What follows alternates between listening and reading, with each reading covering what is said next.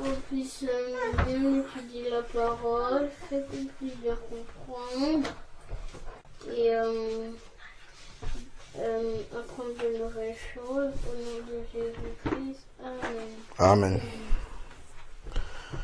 Alors, dans la dernière fois,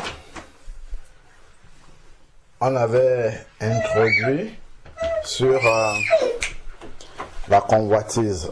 Mais on n'avait même pas encore atteint le sujet de la convoitise. Je pense qu'on partageait dans le livre des Tites, si je ne me trompe pas.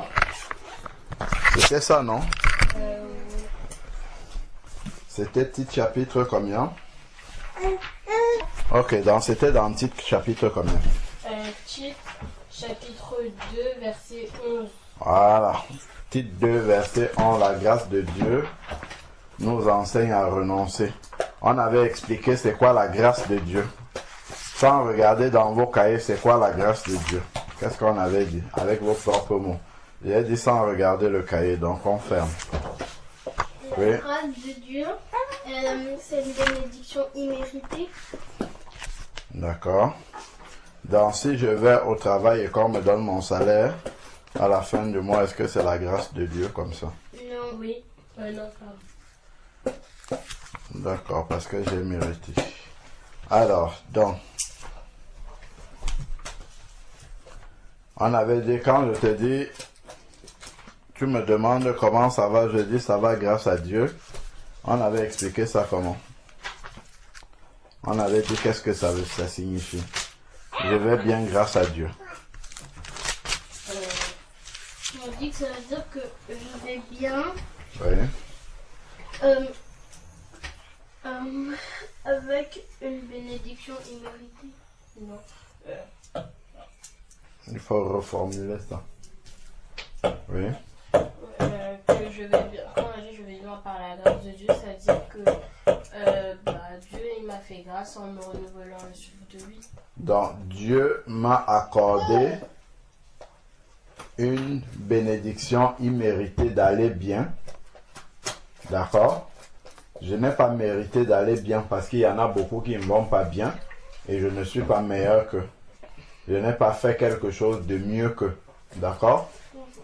Vous savez qu'il y a des enfants qui sont beaucoup plus sages que vous, mais qui sont sur des fauteuils roulants. On est bien d'accord. Voilà. Donc, et nous n'avons rien fait pour être sur nos deux pieds et pouvoir marcher chaque jour dans la grâce de Dieu. Le verset dit que cette grâce de Dieu nous enseigne. Donc, ce n'est pas parce que Dieu nous fait du bien, comme on a dit, que nous devons réagir sans lui obéir. Oui, sans reconnaissance. Sans reconnaissance, voilà. Donc, et on avait pris l'exemple du voisin, vous vous rappelez? Si quand tu passes chaque matin, tu ne salues pas le voisin, et le voisin t'appelle un jour et il te donne des choses que tu aimes bien. D'accord? On avait demandé, est-ce que le jour qui va suivre, quand tu vas passer, tu vas voir le voisin sans le saluer?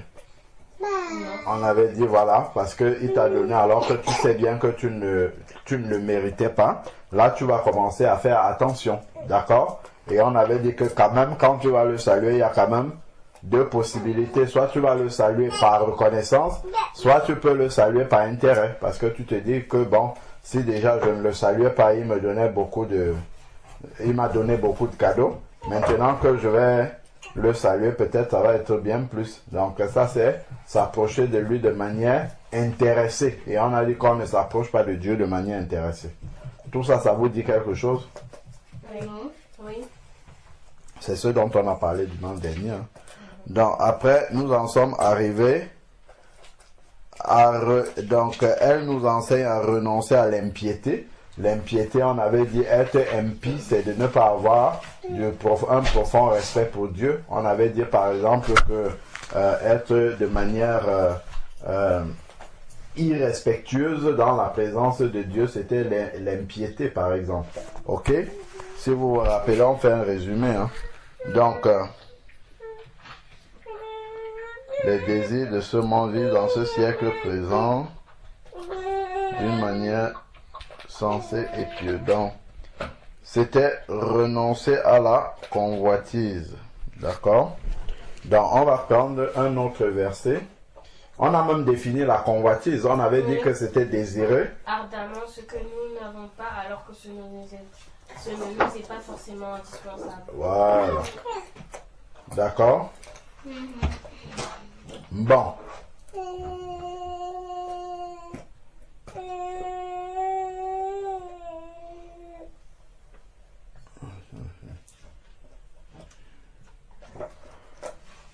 Alors, on va prendre un autre texte.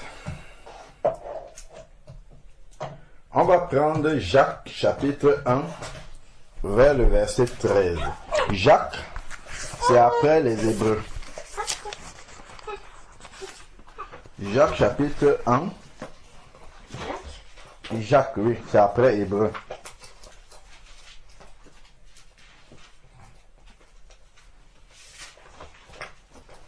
On va prendre à partir du verset 13. Jacques chapitre 1 à partir du verset 13.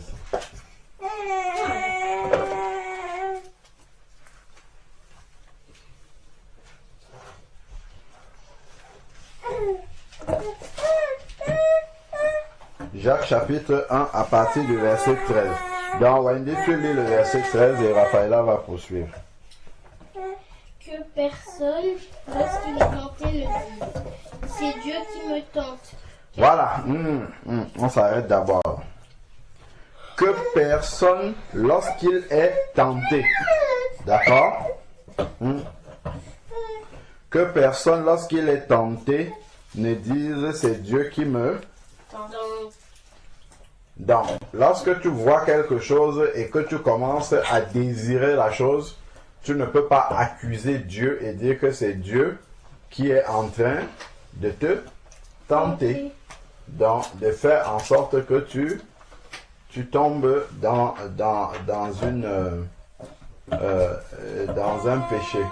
Par exemple, quelqu'un à qui on a interdit quelque chose et qui voit la chose. Quelqu'un à qui on a interdit quelque chose et qui voit la chose. Par exemple, qu'est-ce que je peux dire? Voilà, on t'a interdit de prendre des bonbons. D'accord? On t'a interdit de prendre des bonbons parce que, voilà, maman t'a peut-être dit, je ne sais pas moi, les bonbons, c'est pour le goûter à 16 heures. D'accord? Et là, tôt le matin, tu vois un bon paquet de bonbons qui est posé là et qui sont à ta disposition. Tu peux soit désobéir et prendre, soit obéir et écouter ce que maman a dit. Tu ne vas pas dire que c'est Dieu qui m'a tenté en faisant que je tombe sur un gros paquet de bonbons. D'accord? Dieu ne... D'ailleurs, le verset, je lis la suite. Car Dieu ne peut être tenté par le mal et il ne tente lui-même personne. Voilà. Donc, Dieu ne peut pas être tenté et il ne tente pas les gens. Ok? Donc, Dieu n'est pas là pour te tenter. Tenter, en fait, c'est comme te piéger pour t'amener à commettre ce qui est mal. D'accord? Dieu ne tente pas. Par contre, Dieu peut t'éprouver. Il peut te tester. Il permet qu'une situation arrive pour que tu vois comment tu vas réagir.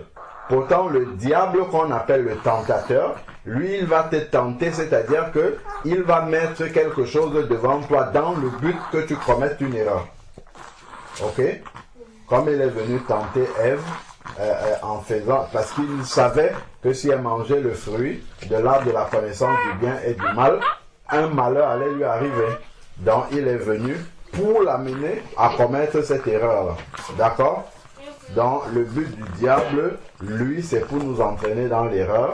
Pourtant, Dieu, lui, il ne te met jamais devant une épreuve pour que tu fasses une erreur. Au contraire, il vient quand tu as commis l'erreur et il essaye de t'aider à la réparer si tu as le désir, d'accord, dans ton cœur. Ok, Dieu ne tente personne. Continuons.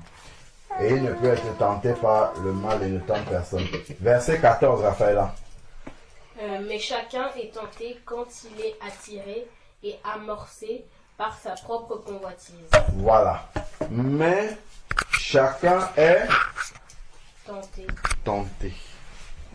Donc, chacun est tenté quand il est attiré et amorcé par sa propre convoitise. Ok, très bien. Donc, on va relire. Mais chacun est tenté. Donc, c'est-à-dire que chacun se trouve dans une situation où il peut tomber dans une erreur parce que sa propre convoitise, c'est-à-dire les désirs qui sont dans son cœur et qui ne sont pas la volonté de Dieu, c'est une convoitise, il veut avoir quelque chose qui ne lui est pas indispensable forcément, d'accord? Et ça va l'amener à être tenté, parce que il va tout faire pour avoir la chose, alors qu'il n'a pas les moyens, par exemple, d'avoir la chose, alors qu'il sait que la chose lui est interdite, d'accord? Mais il va essayer de l'avoir. Donc, il va se retrouver lui-même dans la convoitise. Alors, donc, revenons dessus. Mais chacun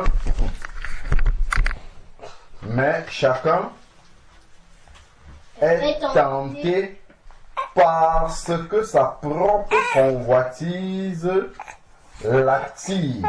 Donc, en fait, la convoitise nous conduit à la tentation. Vous pouvez noter ça. La convoitise nous conduit à la tentation. Je prends un exemple. Tu vois, hein, on continue la convoitise. C'est la suite. On avait déjà mis avant la convoitise. On continue simplement. Donc, vous marquez Jacques chapitre 1, verset 13-. On va voir jusqu'où ça va nous amener. Donc, la convoitise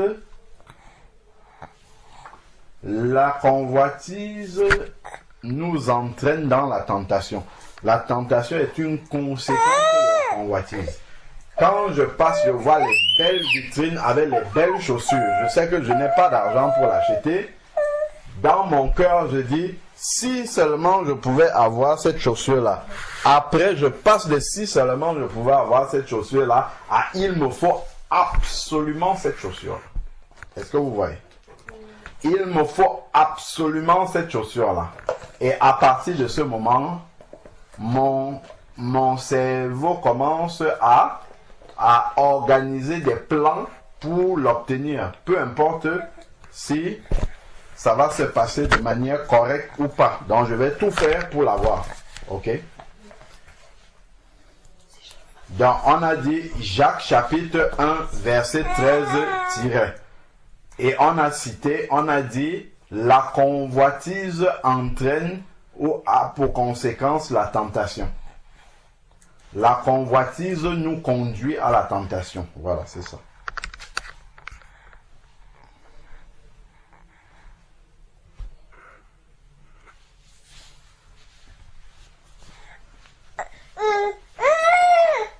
La convoitise nous conduit à la tentation.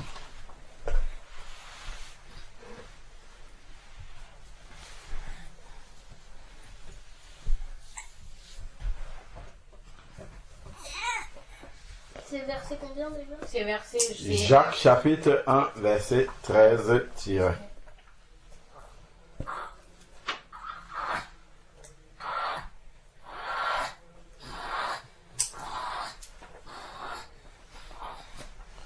La convoitise nous conduit à la tentation.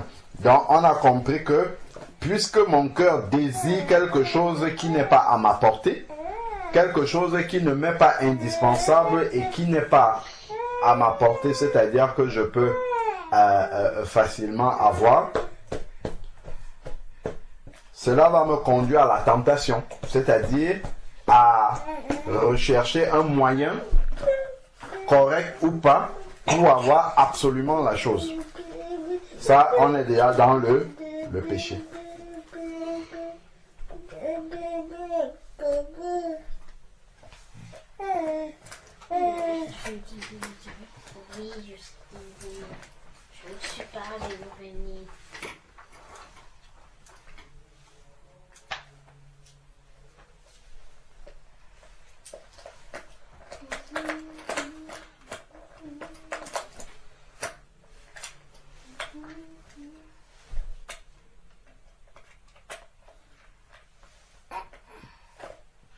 C'est bon, c'est bon.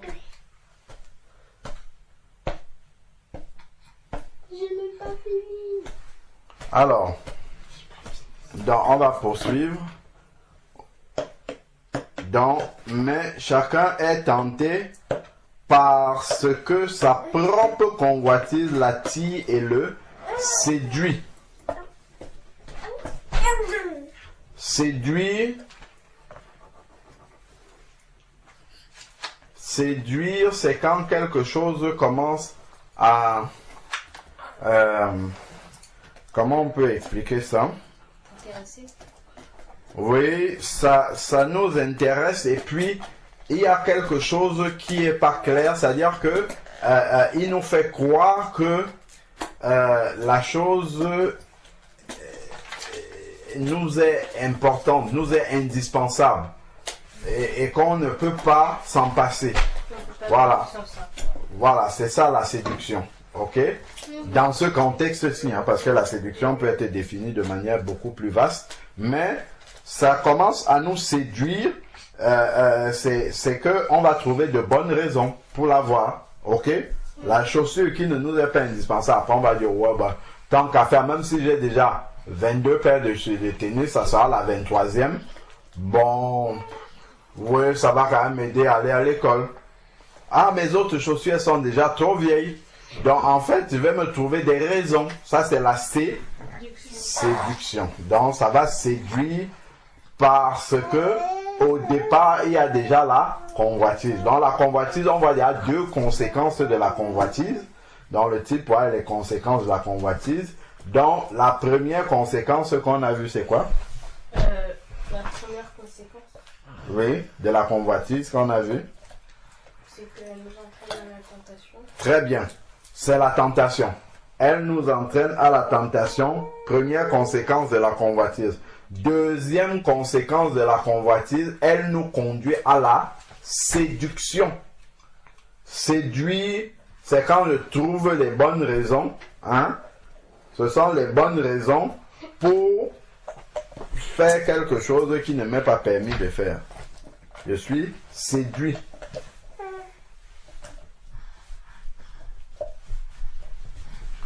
La séduction. Donc, quand ton cœur est déjà dans la convoitise, tu vas trouver une séduction.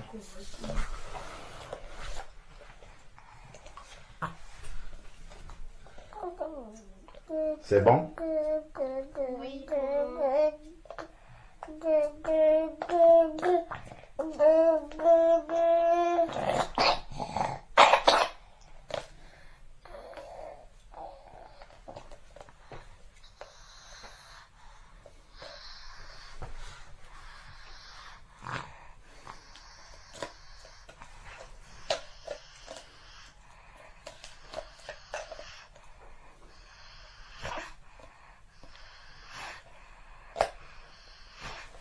C'est bon?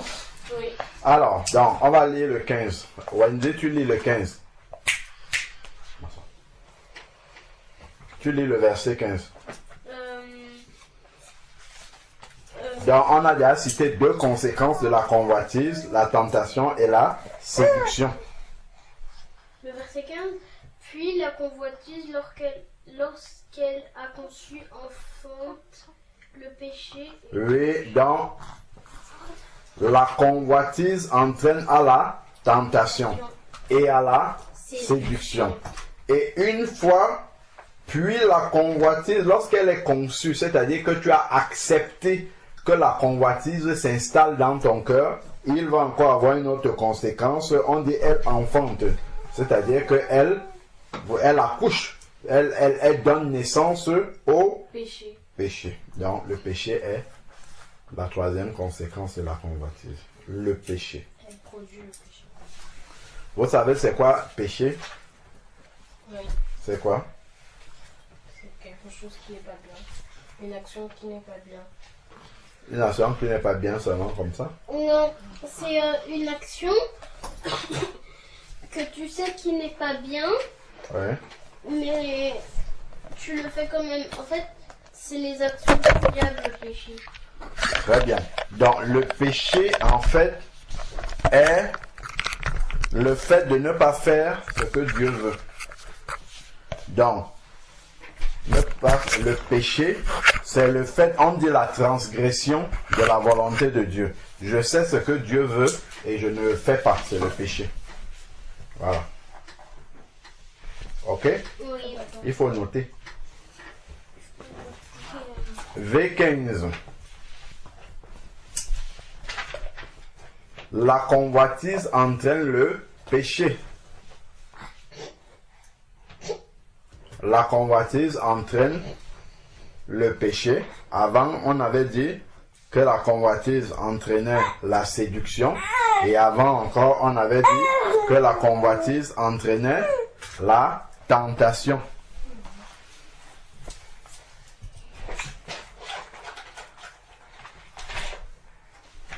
Vous voyez? Tentation, séduction, péché. On voit comment ça progresse. Ça entraîne des choses de plus en plus graves. Mais Oui. après la séduction, quand tu cherches des idées pour l'avoir, après, qu'est-ce qui fait le péché? Oui, quand tu cherches des moyens pour l'avoir, tu vas chercher un moyen détourné. Par exemple, tu vas venir mentir à maman que ta tennis est déjà gâtée en te disant qu'elle ne va pas vérifier. D'accord? Elle va seulement acheter. D'ailleurs, en plus, elle est déjà à l'extérieur. Vous êtes peut-être dans le magasin. Tu lui dis, ah, tiens, maman, la tennis qui est belle, elle peut même, on peut l'acheter comme ça, elle va remplacer ma tennis qui est déjà déchirée, alors que tu n'as pas, ta tennis n'est pas déchirée. Tu vois? Donc, tu vas mentir pour pouvoir satisfaire à ce que tu convoites. Donc, le mensonge va être la conséquence de la convoitise. Et le mensonge est un péché. C'est un exemple. Ok?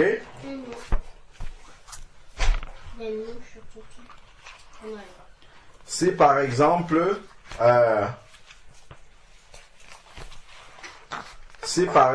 tu vas acheter des gâteaux, tu passes devant la vitrine d'une boulangerie, tu vois les pâtisseries bien alignées là-bas.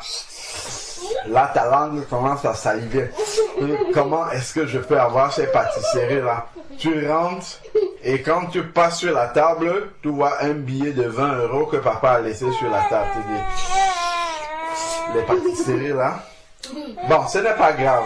Papa a beaucoup d'argent. Tac, tu prends les 20 € sans avoir demandé. Tu vas voler pour pouvoir aller acheter la pâtisserie. Le vol est un péché. Parce que c'est écrit dans les 10 commandements, tu ne voleras point. D'accord? Donc tu vas voler, donc tu vas commettre un péché qui va te permettre de satisfaire la convoitise. Est-ce que vous voyez les conséquences?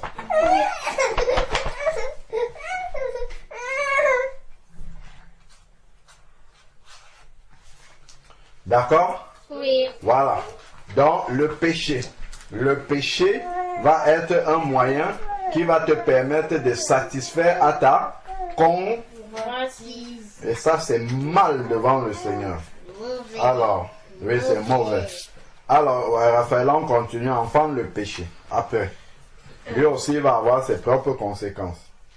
Et le péché étant consommé produit la mort. Ah ben si, celui qui meurt dans le péché, il va où? En enfer.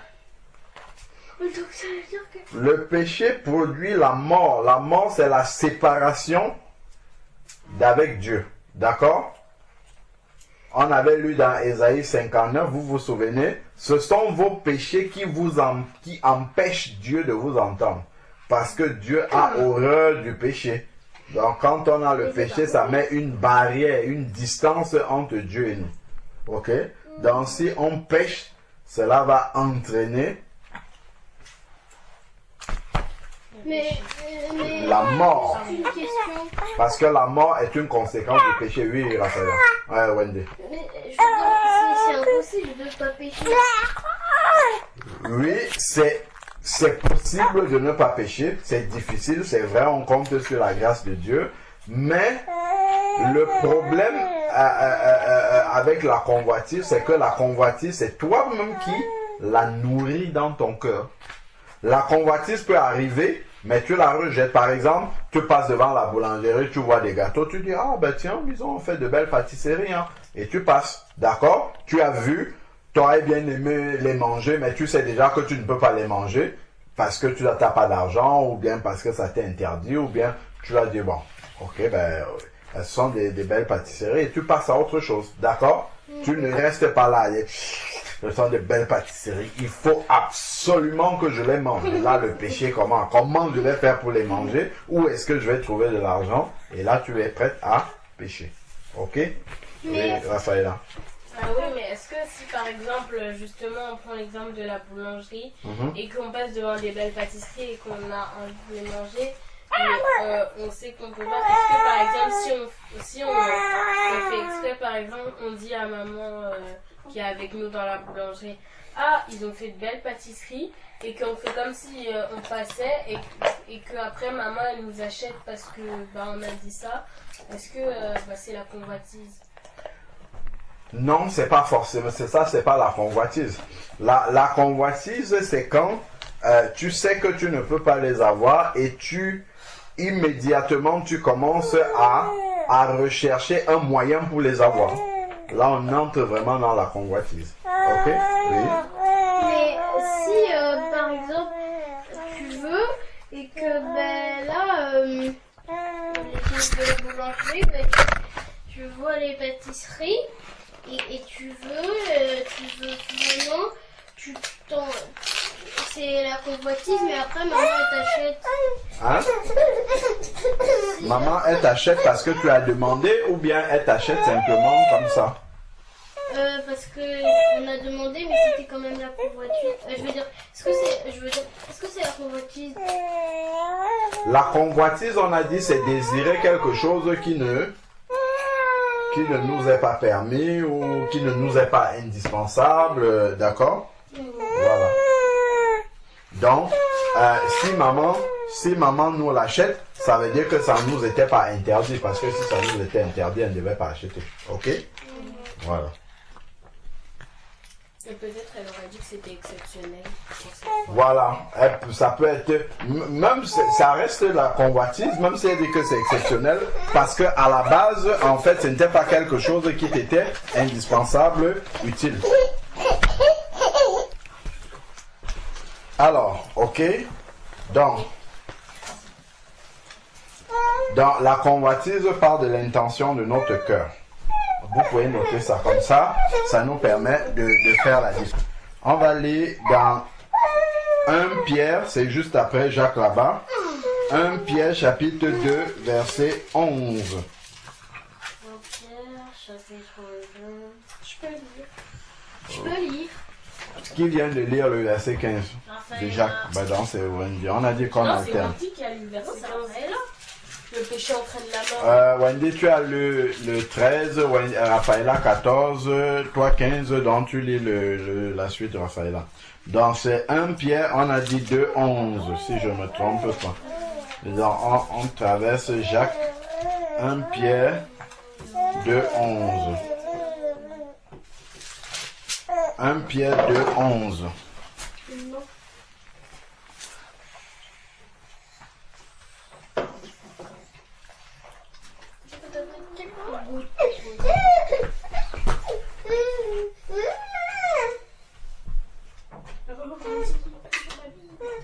C'est bon? On peut lire, Raphaëla. 1 Pierre, chapitre 2, verset 11. Bien-aimés, je vous exhorte comme étrangers et voyageurs sur la terre à vous abstenir des convoitises charnelles qui font la guerre à l'âme. Voilà.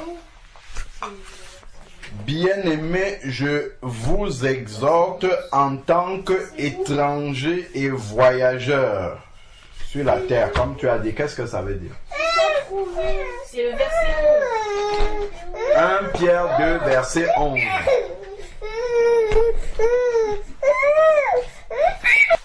Alors, dans 1 Pierre 2, 11, on a dit, bien-aimés, je vous exhorte en tant qu'étrangers et voyageurs. Qu'est-ce que ça veut dire, étranger et voyageur sur la terre?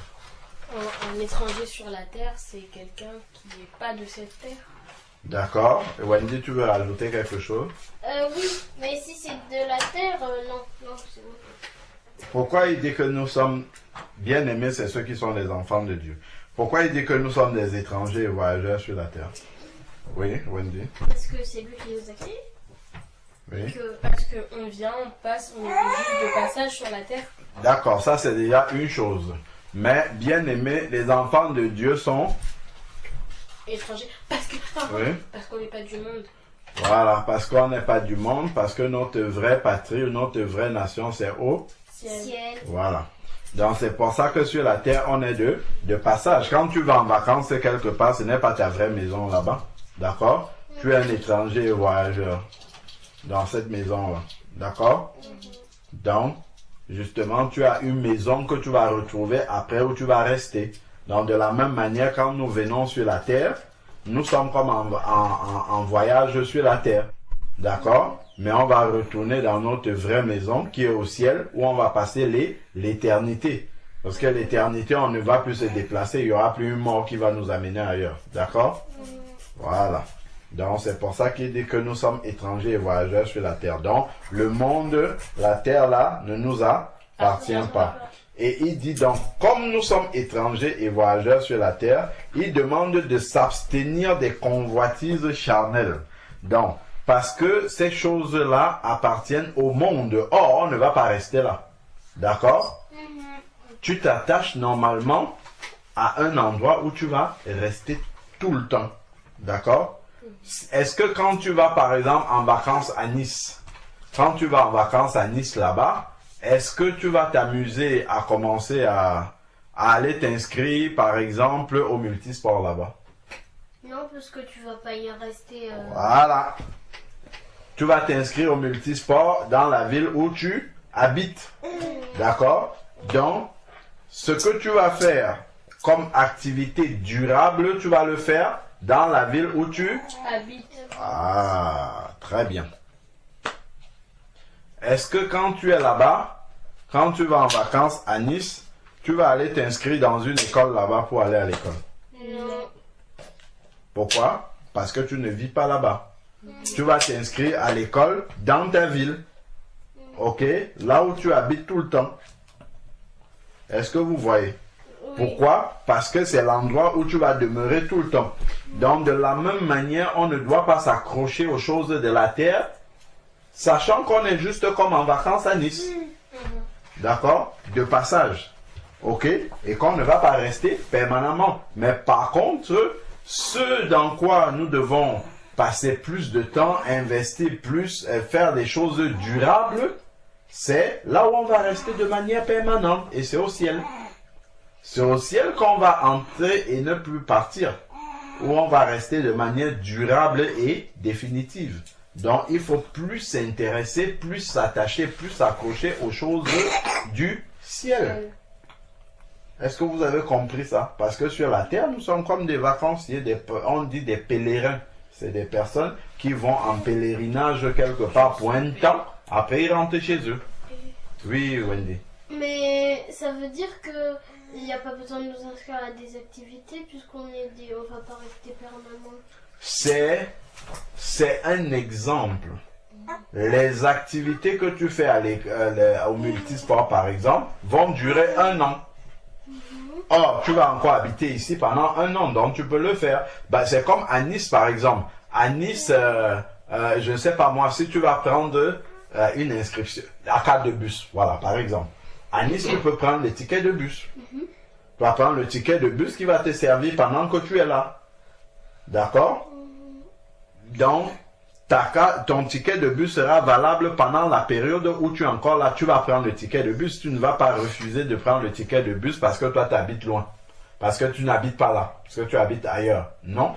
Comme le ticket de bus est valable pendant la période où tu es encore là, tu vas payer. Ou une place de stationnement de parking. Vu que elle est valable pour un temps où tu seras encore à Nice, tu vas le prendre. Donc, de la même manière, tu vas t'inscrire au multisport ici parce que la durée de validité du multisport, voilà, tu seras encore là sur la terre. Ok? Voilà, donc tu peux prendre. D'accord? Voilà.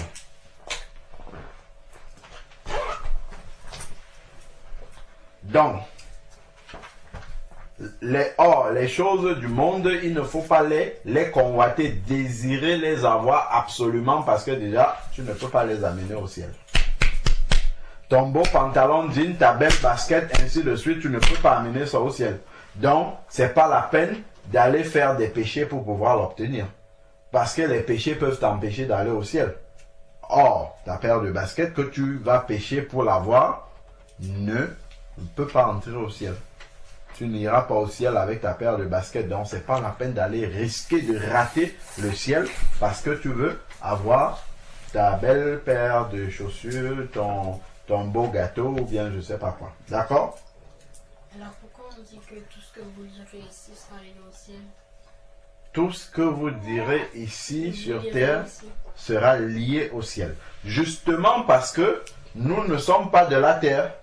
Nous habitons dans le ciel. Donc lorsque nous prenons une décision ici, comme nous sommes des vrais citoyens du ciel, c'est là où nous habitons en permanence, en fait, la décision, elle est validée au ciel.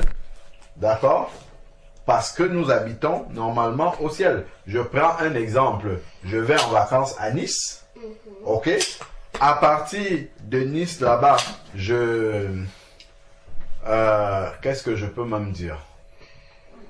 Je signe un contrat à Nice. Ça sera validé aussi ici. Je ne sais pas trop comment est-ce que je peux expliquer, quel exemple je peux prendre qui valide bien. Par exemple, mon contrat d'électricité. Je peux être à Nice, je signe le contrat d'électricité pour cette maison-ci, mais ça va être validé ici, parce que j'habite ici, ok? Ça va être validé à mon adresse. Bon, voilà, si vous voulez, voilà, on va dire ça plus simplement. Je vois un peu comment on peut expliquer ça. Je suis à Nice de passage, d'accord? Je suis à Nice de passage et je vais faire par exemple, qu'est-ce que je peux dire? Je vais acheter quelque chose, par exemple, je sais pas moi quoi, je vais acheter un lit. Je prends un exemple banal, ok? Je vais acheter un lit et on me demande à quelle adresse est-ce qu'on envoie la facture. Qu'est-ce que je vais dire? Je vais donner mon adresse à Nice? Oui. Non. Tu vas donner ton adresse qui est à Champigny. Voilà, s'ils doivent envoyer par la poste, sachant qu'ils vont le faire après, je vais donner mon adresse où j'habite normalement. Dans la décision que je prends sur la terre ici, on envoie la note là où je vais rester permanemment pour que je puisse le garder dans mes papiers, là où j'habite tout le temps. D'accord? Donc, quand je lis quelque chose ici sur la terre, vu que c'est une décision qui m'engage, on envoie ça à mon adresse définitive qui est au ciel.